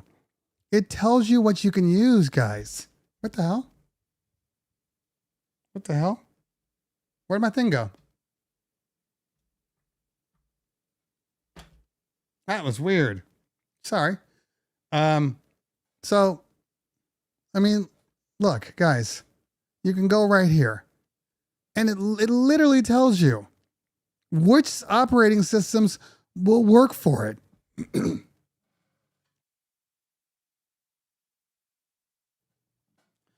I need you guys to try a little harder. I need you guys to try a little harder. Okay, please. Help me help you. So Tahoe, Sequoia, Sonoma. Let's find out about. Okay.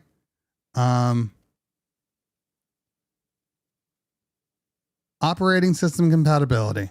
Look, all this stuff is right here. All right.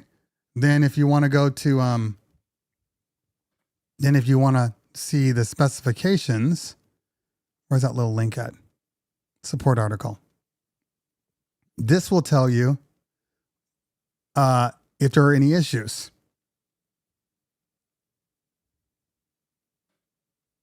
Okay. Supported Gemini, supported Hercules, supported mixers.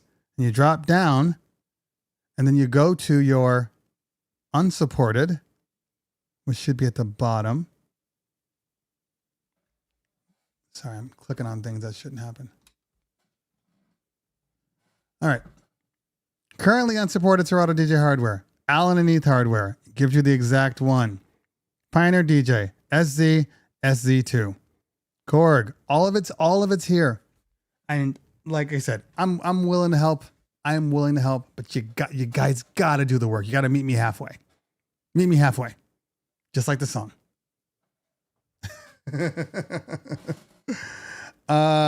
Okay. I know my SZ2 works with the latest upgrade. I haven't used it at a gig. Your SZ2 works with Sequoia or the new whatever Tahoe. No, he says he's on Tahoe. Okay. Yeah, it's one of those use sparingly type things. That's amazing. That's amazing. That is literally amazing. Great job. Great job. All right. I have a trend. I have a feeling that there's going to be a trend to go a bit slower this year. I'm sure there's TikTok about DJs changing songs too fast. Drew, I don't disagree with you on it's not the speed of the song. It's not the changing the song that's the problem. It's where they change the song. People always, DJs get confused about this. You know, they're like, you're playing a song and speed mix. Okay, here's the beginning. Now I got to go to the next part. What do you mean? That's speed mixing. That's what they want me to do. No, that's not what DJing is. DJ's playing the right parts of the song at the right time. Doesn't matter how you necessarily get there. Play the right parts of the song at the right time. And nobody's going to think you're speed mixing. Everybody that has problems with speed mixing are playing the wrong parts during the mix, or they never get to the right part. That's the problem. That's it. And I could be, trivializing what I'm saying, but that's it. Play the right parts of the song and then get out, and nobody's going to complain. I only speak facts here, guys. That's it. And if a song is good and you need to stay in it, I don't even stay in stuff like Dancing Queen. I play a verse or two.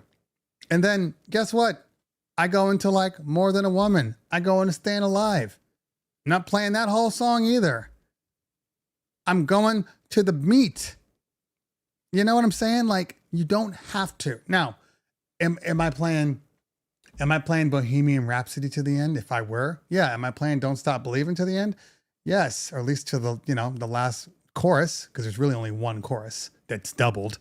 there's people that have like made new edits, but the reality is the original only has the chorus at the end. Shook Me. I'm playing Shook Me Through. You know, at least past guitar solos into the last chorus. There's lots of songs like that. Okay? But there's a lot of songs that you don't have to. You don't have to. You don't have to stay in Wannabe the whole song.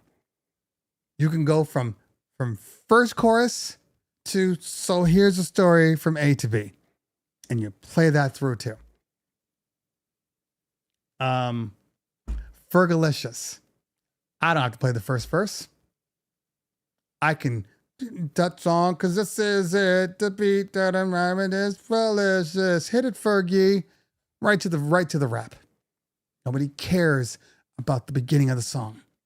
They want the rap part. You know, you're playing some songs with SZA and all those. They want to hear those parts. Doja Cat, they want to hear the rap part. You just have to know what parts to play. And this is a problem with just DJs not knowing their music. It all goes back to knowing your music. That's it. And don't make jarring changes.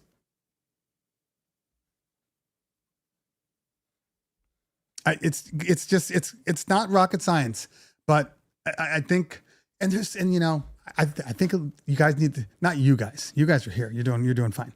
I think most people don't go out enough. I've said this before. I'll say it again. You don't go out enough. You don't go out enough. So you don't know how people are DJing anymore. You don't see other people's parties. So you don't know how people are DJing.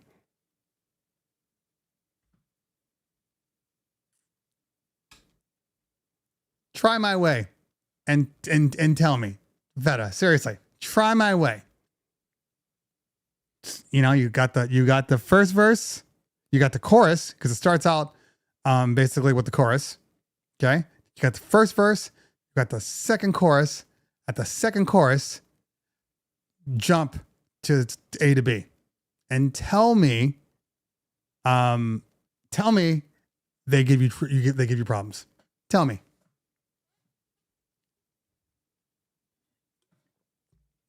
I think you'll be fine. This is facts. These are facts. These are absolute facts. People don't know what parts to play.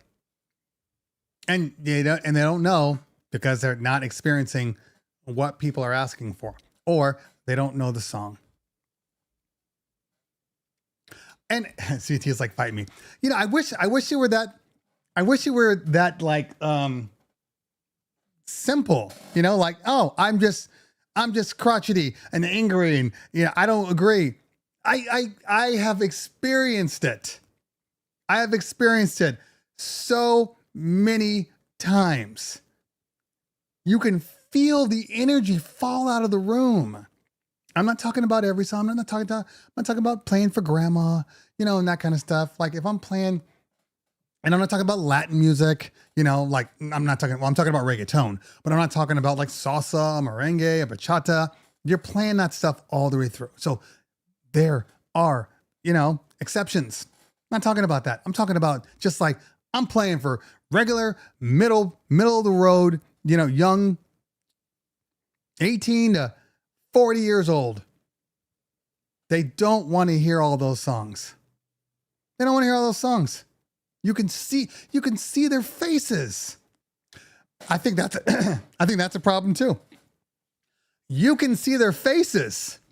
If you're not stuck looking at your screen the whole night, look up. You do a mix. Look up. Look around. Literally, look at people's faces. Look at their body language. What are they doing? Are they still with you? Do they hate the song? I've seen people. You know, you play a song and you look over, you got 98% of the people like, woo! You got 2% like this. Oh, I hate the song. Oh, ah, ah. But then you go 2%, 98%. I'm doing just fine. Now, if that reverses, you got a problem. But look at your crowd. Look at your crowd. Make eye contact. That's funny. I'm scared to make eye contact. Make eye contact. I'm looking at people all the time. Oh yeah. Oh, Drew, this is the, if you play this song, everybody will dance. I know this crowd. If you play this song, everybody will dance. Nobody dances.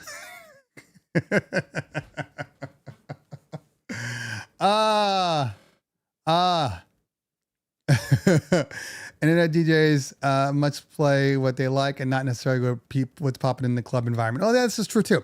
I mean, in a lot of time, and I've gone through this too. Like, let's say, for instance, let's say I've just been DJing private parties, private events, just nonstop, right? And I go to the club. That first time back at the club, especially like that first, it could go either way. It could be either the first hour or the last hour, where like I've worked on some new stuff, whatever. But again, not knowing the stuff, right?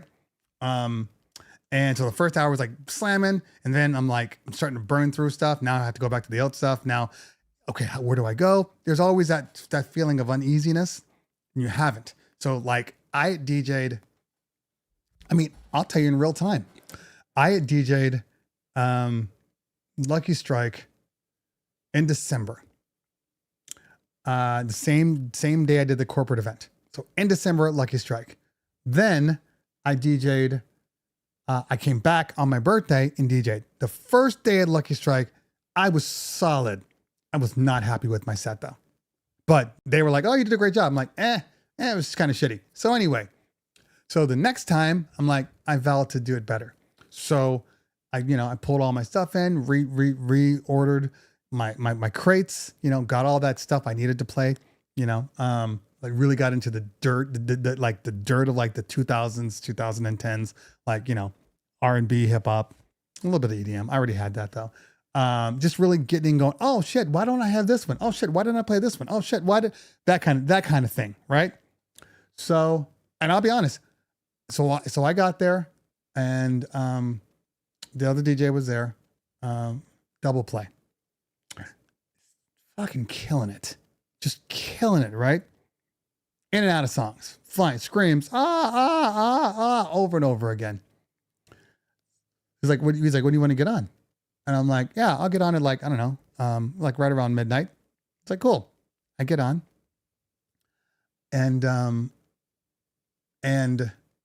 start out strong, but even then, but not getting, I'm getting the screams, but ebbs and flows. I'm like, I'm not in the right pocket right now. Okay. So I change it up. I decide to go a little more up tempo. Okay. Go up tempo. And started getting more reactions, because at first I started to kind of play like he was playing, like his genre. And then I transitioned up to a different genre to just change the mood for a minute. Okay. Change the energy. That got him going again. So we were good with that. And, I played an hour. Normally at that spot, I play like, half hour, 45 minutes. And then we do interchanges. Like that was good for it. An hour at a club like Lucky Day of getting like really good energy. That's a great set. That is a great set. Because normal DJs are like, they got the first 30 minutes locked down. And then after that, now they're kind of struggling a little bit. But I was like, I knew my shit. That was the key. I knew what I wanted to play. And then you have to obviously play against the other DJ. What did he play? How do you get around that? And so at about the 1 o'clock part, I'm like, oh, let's go back and forth. So he did another half hour, came in, started killing it again. And then I caught his tempo. Okay. I caught his tempo, caught his cadence basically. Like, okay, I get it. Because remember, he's the resident DJ. He's there every single night. All right. So he knows every single thing, that what works, what doesn't work, how to get these people going, whatnot. He knows everything because he knows the crowd. You know, if you do something every night, you're going to start to learn the way it works, the dynamics of that club. So by the time he got back on, I'm like, okay, I gotcha. So I started going. So I picked up where he was, and then it was like, got it, found you, like really found you, not just like I'm hanging on by, you know, just t-shirt hanging on a scaffold, but like I got you. Now I'm moving you. You know what I'm saying? So there's a thing. You gotta do the work. You gotta do the work. You gotta do the research. There's nothing worse to me than a person saying, "Hey, I want to DJ at this club. How do I get there? How do I DJ at this club?" Or, "Hey guys, I'm DJing at a club. You know, what songs do you don't."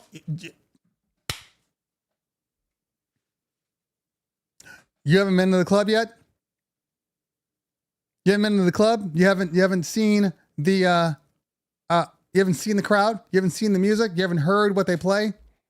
You haven't researched it?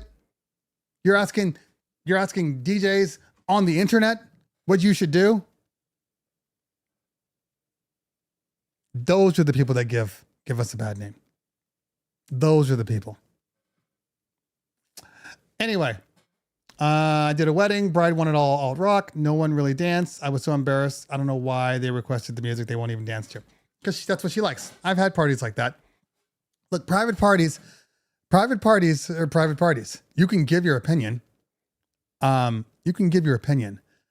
But ultimately, it's their party. Now, I have some rules that I don't break. Okay, like at a bar mitzvah, I don't play dirty music. So if they're like, I want you to play these songs, I will flat out tell them, no, I don't play dirty music. It's not just your party, it's everybody else's, because they're the ones that are looking at me trying to book me, and you're having me play dirty music. That's a red flag. They're not going to book me. So no. Well, it's what I want. Well, then I'll be more than happy to refund your deposit. Yeah. More than happy to refund your deposit. I'm not screwing my business up because you want to hear some dirty version. So that's the one thing. That's the one rule. Now, flip it. Lady goes, here's my playlist, and it's trash. Okay? I will say, I want to ask you up front, how much of this do you only want me to stay here? Because based upon your playlist, this is very specific types of music, and there's a lot of music that your other friends and family may not like. Do I have the ability to play some of this and go play some of that? And if usually they're like, oh yeah, of course. Yeah, this is just for me. This is the stuff I like. I'm like, okay, cool. So I'll make the theme of the night this music. So if it's alt rock, you know, I'm playing all that old school during dinner, you know, this is how you remind me, you know, Goo Goo Dolls. Like I'm playing all that alternative rock right then and there. You know, when we're dancing, I'm gonna sprinkle in, you know, all that stuff. You know, what's my age? Stacy's mom, like all the stuff that the people know. I'm gonna play that kind of stuff for their party. You know, go back to some old school, play some tricky. You know, she likes rock, so you can stay rock vibe focused without offending too much. You know, so you can do that. And but then if she's like, no, that I only want this kind of music, that's where I'd go. If she's like, yeah, I just want the vibe, then I will do that. If she's like, no, I only want what's on this playlist, I will flat out tell her, I'm just gonna let you know that your average crowd, your guests are probably not into this. She's like, I know. I'm like, okay, your party's not gonna potentially go the way you want to go, but it's your party. So I will do what you want. And then on the night, when I'm on the event, ladies and gentlemen, your client has prepared a very special playlist for this evening. You know, we're going to stick to this flow all night. So let's have fun with the bride and groom. I did not see the video, DJ Bar's video. I did not. Yeah.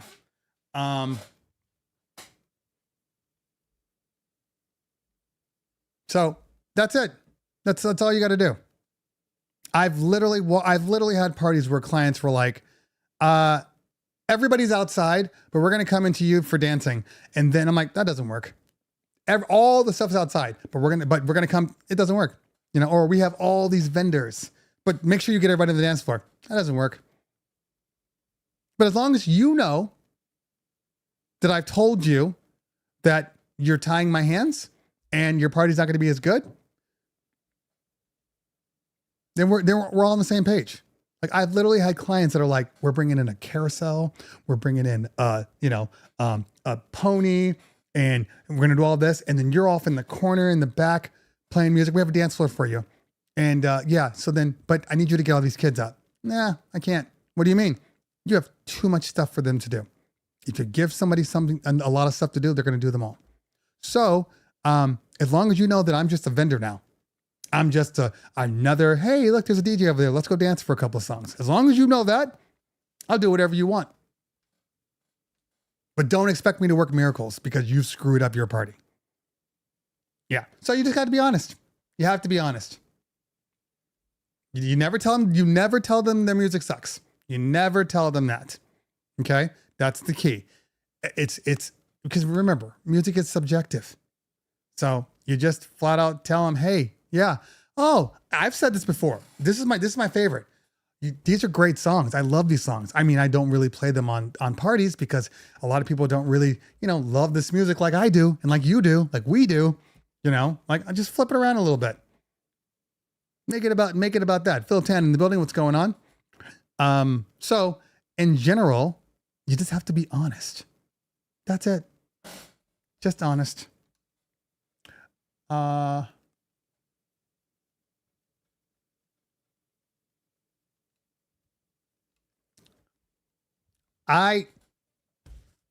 Look, everybody's free to say or do whatever they want for their business. I don't have a problem with that at all. This kind of falls on what I call like the party coordinator sales pitch. And the coordinator sales pitch in general, some are better than others, but most of them, no is not an option. You never say no to the client, right? So every time, like, oh yeah, we can do that. That won't be a problem. Oh yeah, you want to do cocktail, and then they go right into dinner, and then they do all the speeches, and then watch the video, and then let's do the cake cutting, and then we do it all in the first hour, and then 4 hours of dancing. That sounds like fun. They'll love that, and they'll just say that. They'll agree. I will flat out say, no, that doesn't work. And this is why it doesn't work. Because some people will say no, but they won't tell you why. If you explain to them in a way that they can understand why you're doing a certain thing, they will take your advice. Or they'll flat out say no, but at least they understand what you're saying. I rarely ever explain a situation and they're like, I don't care. Rarely. Most of them are like, oh, that makes sense. I've had clients overstep their party planners on group meetings. You know what? They're the professional. Let's go with them because party planners love to fuck up a schedule. Okay. So you just have to be honest with them. But they didn't hire you to be a yes man. They hired you to be the expert. So be the expert. I'm not the expert of designing rooms. So when a party planner's like, I got to put this here and I got to do this and this is the why and this is what, I'm going to say, okay. But party planners are not in general good at timelines. The best timeline people that we work with are the ones that took our timelines and use them now. Those are the best parties. Yeah, this whole they're paying you to do a job. No, they're not paying you. Okay. If you want to ratchet it down to the most essential. Yes, they are paying you to DJ, right? But they're paying you because you're an expert in your field. Would you go to a doctor that doesn't do surgeries and go, I expect you to be able to take out and transplant my heart with this new heart because I'm paying you? You know what I mean? I'm paying you. So you're going to go, okay, well, for you, I only expect this much. And for this person or this position, I only expect this much. and you're going to go from there. And there's a reason why you pay people more. You know, typically the better they are, the more they cost. And the better they are, the more their experience should be a factor in your questions and answers. That's it. That's it. I mean, you're not a slave. You're not a slave. People want to act like because somebody gave you money, you're a slave. This is what I say, and I will die on this hill. Okay? I don't work for you. We are a partnership. You're paying me for my expertise. I'm trying to deliver your expectations. But we are a partnership. I'm not your slave. No, if somebody's like, look, I understand what you say, but this is really what I want. I'm going to say, cool, you got it. And I'm going to do the best I can to make it work. But you don't get to order me around because you hired me to do a job. You don't. You don't get to talk to me any kind of way. You don't get to act superior over me. You don't get to do any of that. I'm a human being just like you. And you hired me because I'm a professional and I'm damn good at my job. Just like if, maybe I come into a place and somebody hires me to do a job. He's like, oh, by the way, I'm a realtor. I'm like, hey, I'm trying to buy a house. Oh, come with me. I'm not going to tell him how to do his job. I'm going to respect and go, okay, you tell me what I should be doing. You tell me what I need to do. Well, I was on ChatGPT and it said this. Hey, here's the top 20 of the ChatGPT songs. Make sure you play these. We went through ChatGPT a couple of weeks ago. You know how that went. So there's that. So do what you want. I mean that, Randy, that goes into my clean music. That goes into my clean music section. No N-word either.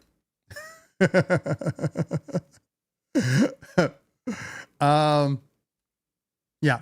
So, and again, I'm not trying to tell people what to do. If that is Nick's logic, and so be it. And if it works for him, so be it.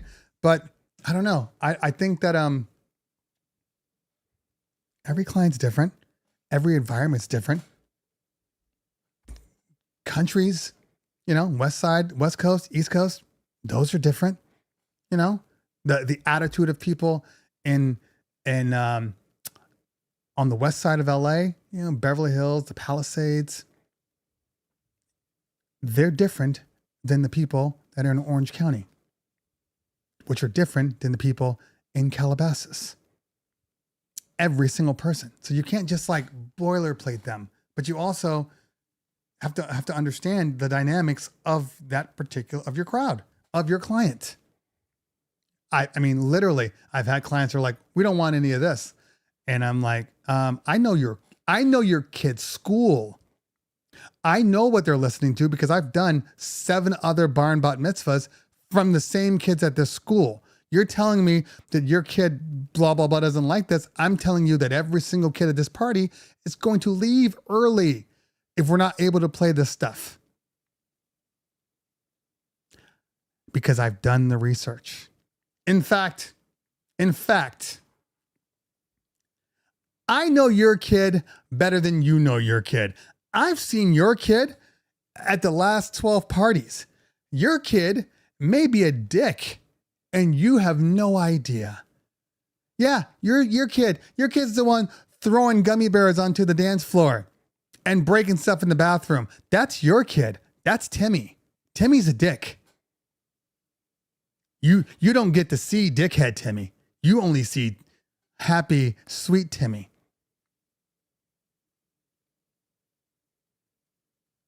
I know your kids better than you do.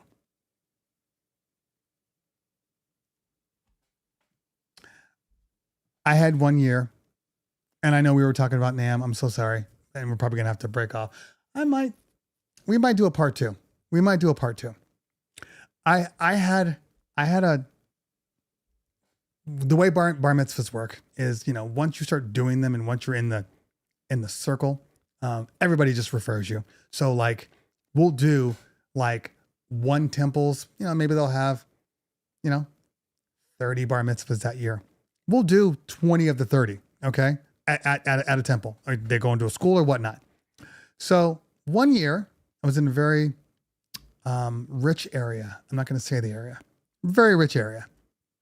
And there was a certain school, specifically school, that are notoriously bad. I've been in business for 18 years. Same school, always bad. Okay. So so we literally have what school does your kid go to in the questionnaire, because that tells us how we need to approach it. Okay. They didn't want to dance. They were not a dancing year, because every year you get a different group. They weren't dancing. In the beginning, yeah, a little bit, but then they just stopped. They weren't interested. They just weren't interested. And we tried everything, right? It got so bad that a group of the clients were like, we need to have a meeting. I'm like, that's fine. We go in there to have this meeting. We're sitting in this mansion, okay? And there's like 8 other families, all right? And we're in there, my partner's in there, we're sitting in there, and they're like, yeah, so what can we do to get these kids interested in this party? You know, they're just not with us. And we looked at each other, and I looked and I said, there's nothing you can do. It's like, what do you mean? No. What about gift cards? They don't work. You know, well, what about this? They don't work. What about games? Your kids don't play games. What do you mean? You should try. Your kids don't play games. Wait a minute. Go get Timmy. Timmy doesn't exist. Okay. But go get Timmy. Timmy, come up here. Timmy, what do you think about games? I don't want to play games. Told you. What about this? I don't like that. Told you. What about this? So what I'm saying to you is like, you know, and they don't know, because they're not in there. They're not in the trenches like we are every single week. They have no idea. So you have to be honest with them. You know, like when the kids 3 years ago were a nightmare. One school, nightmare. They were physical. They were violent. They'd break shit at the venue. Like they were just bad, terrible kids. I started telling clients, I'm like, look, we need to have a talk. And I'm like, look, this is what's going on. And if they continue to do this, my dancers will go home and you'll be without dancers, because this is abuse. And I can't subject my employees to abuse. I won't, you know? Anyway. All right. Yeah, I've seen that too. Yeah. Well, and there's a running joke. And look, it's valid. And I do have to go, guys. I'm sorry. I was supposed to talk about NAMM. We got sidetracked. My bad. But I know we need to talk about some things. I'm sorry, but I got a 1 o'clock call and I got to get ready for it because this lady's insane. Any established DJ knows this, right? It's kind of a running joke. At least in my corner. You tell me if I'm wrong, okay? But there's an understanding that if you're playing for ethnicities, ethnic groups, if you're playing for that, you know, you can play everything you want up until you play that ethnic music. And when you do that, you're kind of stuck in ethnic music. It's like a trigger. And ethnic people, this could be blacks, Latinos, you know, everybody, okay? It could be all of them. Typically, they'll be really, really respectful. They maybe won't even ask you for music until you play one. Once you play one, all bets are off. You've opened up the floodgates. You can't stop it now. You can't stop it. You're screwed. So it's understood. And once you open up the floodgates, they won't even give you the courtesy They won't even give you the courtesy of playing any other music after that. Like you'll play another song and they're like, wait, play, go back. And I'm like, this is a Caucasian wedding. I know you're here. I will get back to you. I promise. But you got to give me at least a couple of songs. I got to play Dancing Queen real quick. Just give me a minute, please.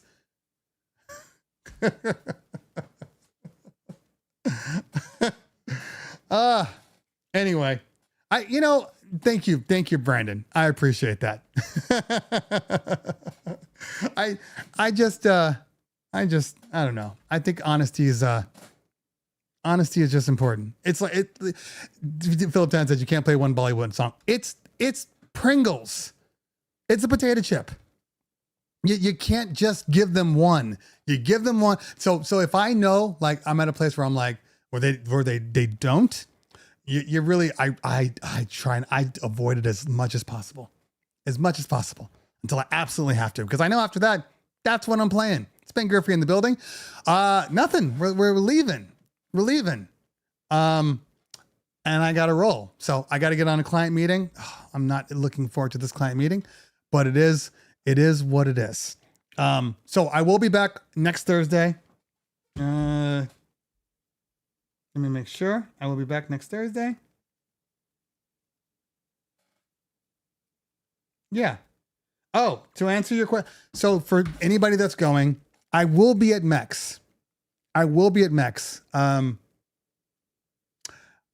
question is, how long will I be at MEX?